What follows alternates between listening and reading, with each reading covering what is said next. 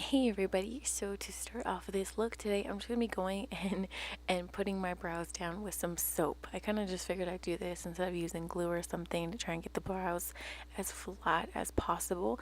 Actually worked pretty well, to be honest with you. So if you don't have any glue or anything around the house, soap I think is most things, one of those things that everybody has. And then once you get that down to kind of the flatness that you like, you want to go ahead, and I'm using Ben Nye a cream paint today. I think this one is called Cool Gray, and they're just kind of going over and getting it all over the entire face with the amount of coverage. It actually covers pretty well, to be honest with you. It's so funny when I'm looking at these clips. It looks like I'm like just stabbing that paint into my face. I don't know why it's so hard, but anyway, it's just like this is like a really nice light gray color. In retrospect, I kind of wish I did a little bit darker, but you know. And the entire point of putting my brows down first was so I could cover them, but you know, somehow clearly you can see here that I forgot to actually cover them with the color before putting the paint on, so this is me just kind of doing that. And then after that, I'm going to go ahead and just bring that down my neck for now before we do the body paint later on. Side note, I definitely recommend using this type of flat foundation brush, kind of like the OG foundation brushes. It makes it a lot easier to pack on that color. And then to set it, I'm going to go in with the RCMA translucent color, or sorry, no color powder, and just get that all over everywhere that I put in. Initially, I did not put it down my neck, but kind of this just helps everything stay put since it is a cream color. And these little poofs are like $2 or $3 at like a beauty supply store, and they're great because they are technically, you can reuse them or you can kind of toss them if you don't want to keep them. It's a good alternative to using a brush. And here I'm just patting on some silver pigment from NYX. I forgot what this one is called. I'll list it down below though. I'm kind of just setting that double set and give me some glow before I go in with the next pigment. All of the pigments I'm using today are from NYX, and I will be listing them below. This first one that I'm using is my favorite. As you can see, it gives off like a nice celestial blue color, and it was just, oh my goodness, I definitely loved the body painting section where that one comes in. And this one I'm just going to be going in different sections of the face, like in the high points, and kind of just making little circles or oblong circles, if you will, just to kind of give you that translucent and it'll just pop in any lighting under all the high points of your face. And with this, I definitely say more is better, so don't worry about any fallout, because I feel like the more you get on your brush initially, the more it's going to stand out and the colors will have the better option to blend together. And then the next color I'm going to be using is just a gold pigment. In retrospect, I wish I would have done this more like a rainbow, but to be honest with you, that's what's kind of the beauty of this look, is you can kind of mess around with what you like the most. You can use a bunch of the same color, a bunch of greens, a bunch of blues, go in the rainbow, or kind of just go all over like this. But basically with each color, what you're going to be doing is going on the outside and kind of making a halo around the previous pigment before it. And another option you have is I'm using a kind of like a dual fiber like blending brush, if you will. So it's kind of separating the colors a little bit more, but if you want more of a kind of like a seamless blend, I would go in and kind of just use a denser brush so that we can pack on the product and kind of like mix them together. I did not like this green color. It was a lot more pigmented than the rest of the pigments that you'll be using, so I feel like it definitely overpowered here. But since it's kind of like Halloween and it's galaxy themed, it's just, I don't know, I went with it. It's out there. But in retrospect, I wish I would have used like maybe like a really light lime green, and then here I'm just doing a light pink, which you can barely see unfortunately because I feel like the green overpowered everything.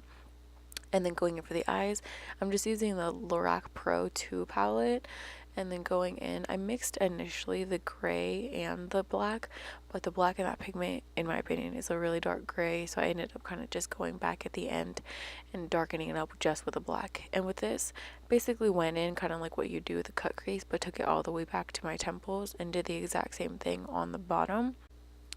And I wanted to leave like a little space below that lower lash line just so I can open it up in a little bit. So go a little bit underneath it in a slight curved shape, and then I brought them in on both inner corners, as you can see here. So I went just as far out as I will go in on the exact opposite side, kind of angling them up in the back and down in the front, just for kind of like contradictory angles, a little bit more of like a pop to the look.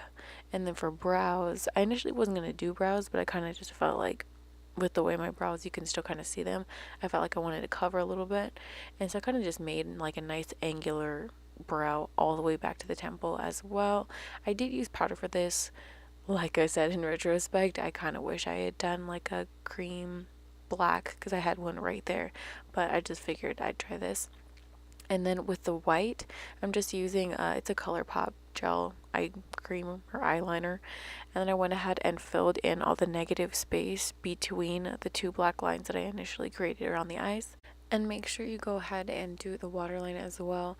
Luckily, these are great for the waterline. They are such high pigment colors that I love, love, love them. The only thing is they're kind of flimsy. Sadly, there was like 2 clips in here where like the little tip broke off, so that's like something to be weird. But anyway, it's just like a nice kind of pop here versus the rest of the looks kind of monochromatic, I think, to be honest with you. So this just has a little bit of extra pop, and going in and making that to a point on the inner corners as well. And with this one, you kind of just want to layer a little bit, and then once you're completely done with that, I set it with some white powder from the Lorac Pro as well.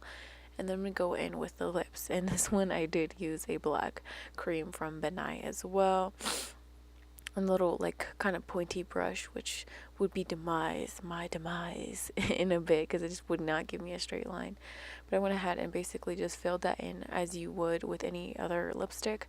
I wish in this moment that I had a black liquid lipstick. It would have saved me so much time. And then since you did black out, or so you kind of grayed out your lips originally, and you're using a dark color, you can kind of play around with the size of your lips if you wanted to. I didn't. I just kind of kept my normal lip shape, but it gives you a little bit of leeway to kind of mess around if you want some bigger lips, smaller lips, diagonal, I don't know, just mess around and see what you like. And I went ahead off camera and did just a sheer layer of the gray body paint, and then now I'm gonna go ahead and shade. Don't mind the face in these clips, because it's not gonna be cute, because you kind of have to make some weird faces and angles to get all of your bones to pop and sync in all the right angles. And basically just going in with that same dark gray eyeshadow from the Lorac Pro 2 and shading above and below each of those like bones and crevasses that are in your neck and collarbone area.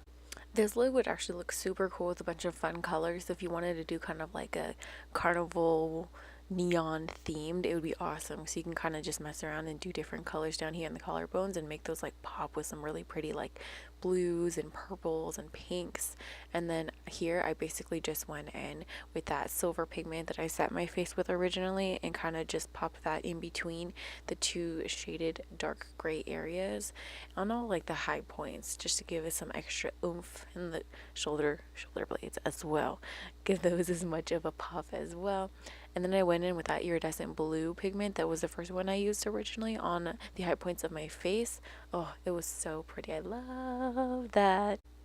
And then what are we going to do with the hair? We're going to do this. This is like the best blurple wig of life. So I hope you enjoyed this tutorial. Thank you so much for watching. I'll be seeing you very soon in my next one. Bye.